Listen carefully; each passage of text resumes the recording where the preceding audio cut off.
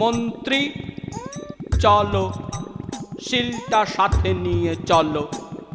ভানু তুমি আরাম করো, ঘোড়ার কথা তোমায় ভাবতে লাগবো না।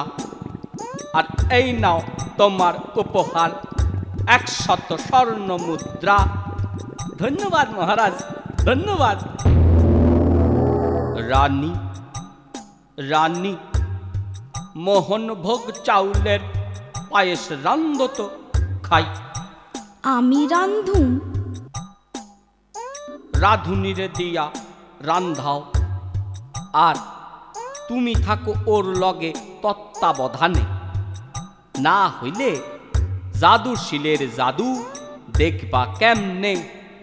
ঠিক আছে মহারাজ, কামটা মনে হয় ঠিক করো নাই। কেন ঠিক হয় নাই কেন? রাজা বললা কথা, তারে ঠকানো কি উচিত? আরে কি বেপদ, আমি তো উনার কথা রাখতে উনারে ঠকাইতে আসি। মহারাজ ধৈক্যা সন্তুষ্ট হইলে তবেই আমারে কাম দিবে বলছে। যাই কও, আমার কিন্তু মনে কেমন ভয় ভয় হয়। মহারাজের খেয়াল হিতে বিপরীত না হয়। মহারাজ জাদুশিলে কোনো কাম দিতে আসে না, সাল যেমন বসানো আসিল তেমনই আসে।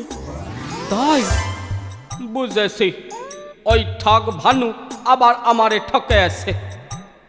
তবে আমি হার মানুম না, দেখি ও কত দূর ঠকাইতে পারে। মন্ত্রী মন্ত্রী। আগে মহারাজ।